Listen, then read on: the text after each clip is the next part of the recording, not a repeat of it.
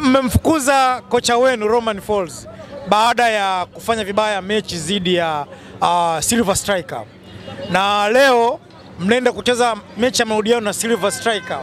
Mpo na kocha msaidizi, mnahisi mnaweza mkatoboa?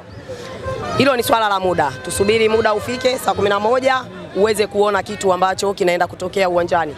Kwa nini nakwambia tunaenda kutoboa? Kwa sababu performance ya wachezaji wa Young Africans ama performance ya timu ya Young Africans dhidi ya performance ya timu ya Silver Striker niliyoiona pale Malawi, unaona Silver Striker walishinda kwa bahati sana. Walikuwa wanaomba mpira uishe, na hata wenyewe walikuwa wanajua kabisa kwamba tumeshinda, tunafurahia, ni kwenye uwanja wetu wa nyumbani. Lakini hatuna imani na timu yetu itakapokuwepo kwenye uwanja wa Benjamin Mkapa. Kwa hiyo mimi nadhani wachezaji wa Young Africans tunayo kila sababu sisi mashabiki kujimwambafai kutokana na timu tulionayo. Tuna mchezaji wa kombe la dunia, timu yake ya taifa mwakani inaenda kushiriki kombe la dunia, Pacome Zouzoua. Huyo mchezaji hatoweza kujisikia vizuri kama timu yake ya taifa inashiriki kombe la dunia alafu yeye klabu yake imetolewa kwenye michuano ya kimataifa. Anatakiwa anatoka kuuwasha moto kwenye klabu bingwa, anaenda kuuwasha moto kwenye kombe la dunia. Tunaye Momo Dombia. Huyu ni mfanisi wa pasi. Yaani wewe mwelekeze tu niko sehemu fulani, pasi inafika bila mashaka. Tunaye Celestine Ekua. Huyu anawasha kila mchezaji. Akisha kamata mpira akakwambia tupimane umri, labda umvute shati au umkate mguuni ili asiweze kufikia ule mpira. Tunaye Tembo Andy Boeli, pamoja na kwamba hakuweza kuscore kwenye uwanja wa Bingu Stadium pale Malawi, haimaanishi kwamba wale na wachezaji bora kuliko wachezaji wa Young Africans. Hasa pale wachezaji wa Young Africans wanapokuwa wanahitaji matokeo ili waweze kuqualify kwenda hatua inayofuata. Walifanya hivyo dhidi ya klabu Afrikeni. Walikuja hapa tukatoka nao bila. Nyumbani kwao pale Tunisia waliomba mpira uishe. Walikuja hapa CR Belouizdad, kwao walitufunga goli 3.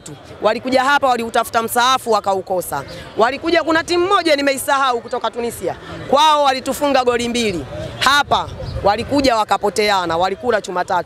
TP Mazembe pamoja na kutufanyia fujo pale nyumbani kwao, wakawaibia na baadhi ya mashabiki simu, wakawaibia na baadhi ya mashabiki wa Young Africans viatu, lakini hapa walikuja wakasarenda pamoja na golikipa wao kutufunga goli la penati. Kwa hiyo hili ni swala la muda. Silver Striker kitakachomponyesha ni maneno kuwa machache. Wakiwa na maneno yaliyopitiliza, lazima wataandika makala ndefu kupeleka kafu kwamba wamezuiliwa kufanya mazoezi, hawajapokelewa vizuri, mara wamenyimwa gari la kuwapeleka kwenye eneo la kupumzika. Najua hayo ndio yatakayofuata, lakini muda huo sisi tukiwa tunafurahia kwenda makundi. Yanga ndo timu ambayo inakufunga na inakupa ruksa ya kwenda kulalamika popote unapohisi unaweza ukalalamika ukapewa haki yako. Kwa hiyo leo Silver Striker atafungwa na anapewa na kibali cha kwenda kulalamika, aidha aanze na TFF au aende kafu au aende FIFA. Sisi wakati huo tukiwa tumeisha fungwa turbo la kwenda kushiriki michuano ya kimataifa kwenye hatua za makundi. Hizi ni taa ambazo zimeruhusu foleni ipangwe, kwa maana kwamba watu wengine wapite. Zikifunguliwa sisi tunaelekea makundi. Kuna mchezaji wa Silver Striker ndio mchezaji ambaye anazungumziwa sana hasa na upande wa pili wapinzani Simba Sports Club. Kifanyike nini ili waweze kumkaba kwa siku ya leo? Tangia mechi ya Bingu Stadium pale Malawi ni mchezaji mmoja anayezungumzwa mpaka leo. Sasa je, wewe unaamini timu nzima ina mchezaji mmoja? Mchezaji kuwa na performance nzuri kwenye mechi moja haimaanishi ni mchezaji mzuri. Huyo mchezaji anaweza akaonyesha kwenye mechi moja performance mpaka ukamkubali.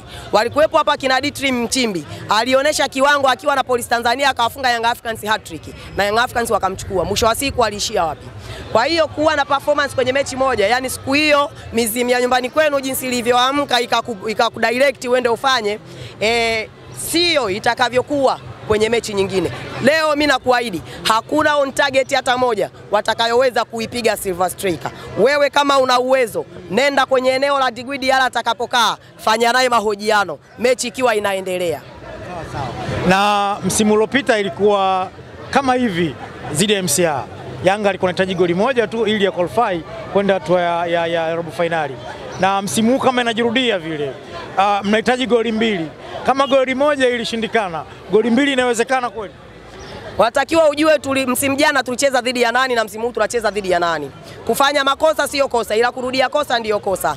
Msimu jana kama tulishindwa kuqualify kwenda hatua ya robo finali, haimaanishi kwamba msimu huu tutashindwa kuqualify kwenda hatua inayofuata. Kwa hiyo mimi nadhani makosa yaliyofanyika msimu jana sasa hivi yamesharekebishwa. Unahisi makosa gani yalifanyika msimu huu? Msimu jana ni kwenye, ndio maana unakuta kila msimu ukitamatika ni lazima kuna ripoti anayoitoa mwalimu. Kwenye engo fulani kuna mchezaji fulani anatakiwa ongezeke. Kwa mfano, msimu jana tulikuwa na striker Mzize na Prince Dube. Wachezaji wote hao kwenye hiyo engo ni wachezaji ambao wanachakalika.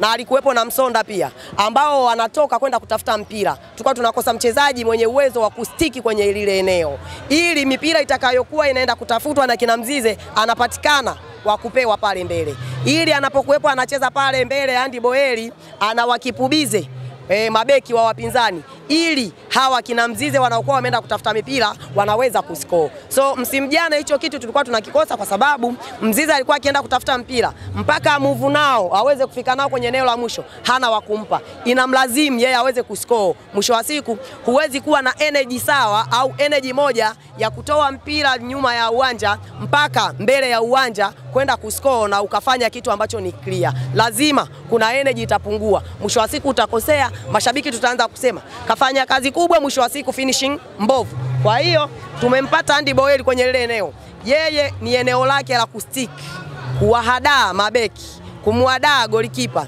kuhakikisha yeye anacheza na wale wanapita, wengine wanaenda kuscore. Yanga ikitokea ameshinda mechi ya leo anafuzu kwenda hatua ya makundi, na inavyosemekana anaenda kukaa poti namba 2. Maana yake ni timu ambayo inakuwa favorite ya pili kwenye kundi. Poti namba 2 na poti namba 1 ni kundi ambazo zinakuwa timu bora. Unahisi akikaa poti namba 2, unatamani timu gani ukutane nazo kwenye poti namba 1? Sisi hatujawahi kuchagua timu, kwa sababu wote wanaokaa kwenye ile poti ni mahasimu wetu. Al Ahly tunamtaka, Mamelodi tunamtaka, Esperance de Tunis tunamtaka, na mwingine atakayekuwepo. Yeyote atakayeletwa sisi tunaruka naye. Bana, asante sana. Shukrani.